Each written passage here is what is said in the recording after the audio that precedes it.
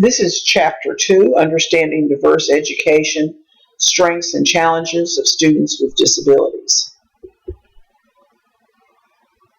This month we have the 24th anniversary of the Americans with Disabilities Act. In education, we tend to think of inclusion as it connects to the Individuals with Disabilities Education Act, in other words, inclusion in the classroom. But it's a broader picture. What we're really looking at is inclusion in society as a whole. The way it works is this, that special education comes out of the law, Individuals with Disabilities Education Act, where the focus is on individuals in educational settings or special education. But we also, the children that are being served by IDEA are also protected by Section 504 of the Rehabilitation Act of 1973. And in that act, people with disabilities were given access to facilities, to being employees, to being students, other individuals coming into the school, the parents being part of the school. And so this is the school as a whole focus. And so what it says is that there is access, that kids with disabilities, adults with disabilities, have access to all the programs and facilities that you have in a school. But broader than that is the Americans with Disabilities Act, where it says that all people with disabilities have right, again, to access of public transportation, public buildings, businesses, and telecommunications. And so this idea of inclusion, our focus, because that's what we do, is in the school. But there's also the right to inclusion in the school as a whole, and then there's right to inclusion in the society.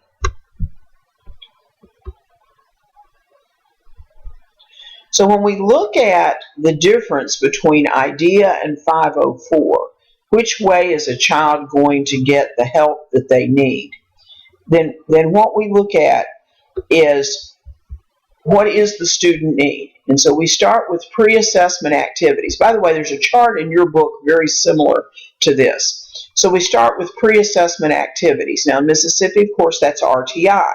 So with RTI, we do universal screening to see which kids are not responding to the differentiation of instruction. And if the child responds to that differentiation of instruction, then there's no referral. If they don't respond, if they go through Tier 2 and they don't respond, then they go to Tier 3 and they don't respond, then we start with a consideration of IDEA and a consideration of Section 504. So for consideration of IDEA, we're going to do an evaluation of the student, comprehensive assessment. And in that comprehensive assessment, the question we ask is, does that disability adversely affect educational performance? So the question is there a disability? But then the second question is, does that disability affect educational performance? If it does, then the child is eligible for services under IDEA. If the child is not eligible, then we go to consideration of Section 504. So we're going to look at the data review. So this is the data that was collected under RTI, plus the data that was collected under evaluation for IDEA. And then if we need to do further assessment, then we'll do further assessment at that point. And then the question we ask for 504 is, does the disability substantially limit one or more major activities? So it works like this. If the child has a disability, but it's not affecting their educational performance, but it's limiting one or more of their major life activities, then they can qualify under 504 for support. Okay, so if they are IDEA eligible, then we're going to design education to provide benefits, and we're going to implement that specially designed instruction, whatever related services are necessary, and all of that goes into an IEP program, an IEP, individual education program. On the other hand, if the child's qualified for 504, then the question we ask is the educational program comparable to that with non-disabled students. And if it's not, then we're going to make any accommodations that we need to do, either physical accommodations or instructional accommodations. Again, we can have related aids and services, specialized instruction, and then student accommodations. In both cases, what we're trying to get to is free, appropriate public education. With IDEA, we review the program every year. With 504, it's not that specific. It just says that periodically you have to review the program. Now, what you have to have is for 504, you have to have a plan that's equivalent to the IEP. It's not as formal as the IEP, but it still has to be there. One other piece you need to understand about 504 is that anybody who's covered by IDEA is also covered by 504. So what that means is that because 504 is about access, then if you have a child who's been ruled under IDEA, then that means they have to have access to everything. So if we go on a field trip and you have kids on an IEP, they have to be allowed to go on the field trip. That's a 504 protection, not an IDEA protection. Okay, the next thing your book talks about is the three-tier model. And this was the neatest diagram that I've seen on the three-tier model. You've seen the diagram that's in your book, you've seen in various places. And what this looks at is what Tier 1, how Tier 1 affects groups of people. And so the goal in Tier 1 is 100% of the students passing benchmark assessments. That's what we're aiming for. If we were successful in Tier 1, that would mean that every kid hit benchmark. But we know not every kid's going to hit benchmark. So in Tier 2, which should be about 15% of our students, in Tier 2, what we've got is we have the Tier 1 core instruction plus supplemental instruction to help kids meet the benchmark. So it says over here, in Tier 1, we are effective if at least 80% of the kids meet benchmark. The 80% that don't meet benchmark, 15 of them are going to get Tier 2 services and 5 are going to get Tier 3 services. So Tier 2 is going to be Tier 1 plus supplemental.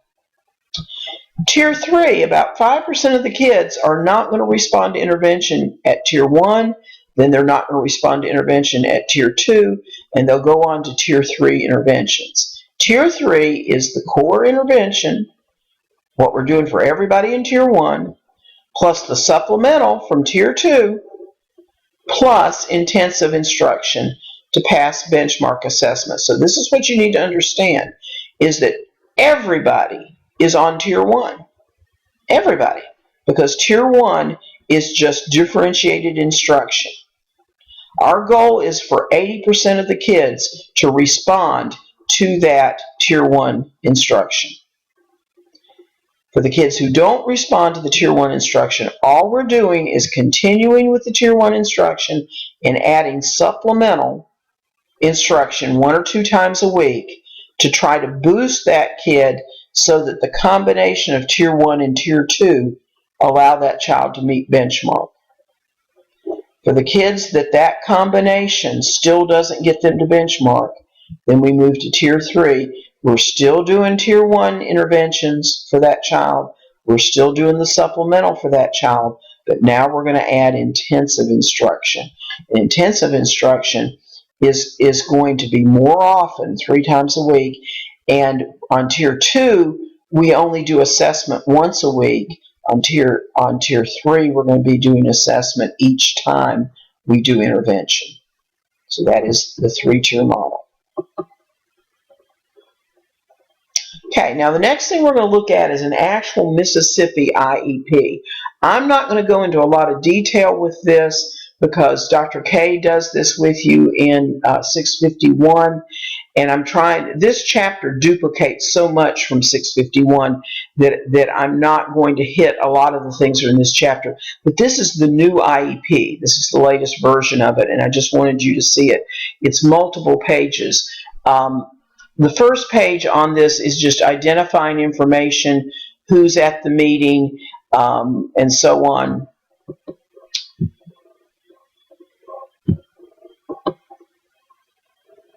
Oh, it went backwards on us. How rude. I don't know what that's all about.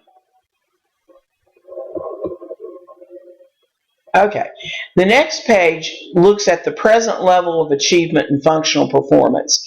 You notice that up here it says you have to mark whether it's reading or math, and then you have to look at whether we're looking at communication, social, emotional, behavioral, fine gross motor, career technical, adaptive skills, and so on.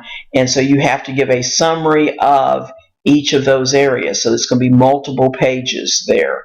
And then it says, does this area impact the child's academic achievement, and does this impact the child's functional performance? You see what they're doing there? The first question is going to be a qualifying question for IDEA. The second question is going to be a qualifying question for 504. And so what we're looking at here is, are we sure we're looking at academic or functional performance? Then you see a measurable annual goal. That everybody has to have annual goal. The short-term benchmarks, we're only going to use those for kids with significant cognitive impairment. And then you have to tell which kinds of assessments you're going to use. And then you have to be able to indicate whether they're making sufficient progress, insufficient progress, whether it's been met or whether it has not been met. And then you have to actually say, here is the current level of performance on this particular goal. And then you have to say how we're going to report this on the IEP. I mean, on grade reports. Okay, this is the participation in statewide assessment. What it does is it lists all the different state assessments, and then you have to mark whether the kid is going to participate in this assessment, and then this is the subject area testing that you do on high school. This page has to do with least restrictive environment. Where is this kid going to be served? When we talk about continuum placement, it's all down here, and it talks about where the child is going to participate and why. This page is looking at who the people are there at the meeting, and a description of any revisions from the previous IEP. When we look at this, this is special considerations. Are we looking at special communication systems, any kind of assistive technology, blind or visual impairment services, deaf or hearing impaired services, behavioral interventions, limited English proficiency provisions? On this page, we're looking at accommodations in the state assessment system. On this page, we're looking at whether the child's going to get extended school year. On this page, we're looking at academic achievement and functional performance, the child's strengths, weaknesses, interests, and the effects of his disability on critical skills. On this one, what we're looking at is related service and accommodations. And on this one, we're looking at the transition plan starting at age 14. And then on this page, we're looking at academic achievement. Oh, we've already looked at that page. Somehow that got in there twice. Somehow that one got in there twice. And somehow, oh, and this is the graduation plan. Okay, so that is all I have for this chapter. The rest of your chapter talks about the specific disabilities. I'm not going to go over that because Dr. K goes over that extensively in 651. Keep in mind, on your test for this chapter, anything in the chapter you are responsible for.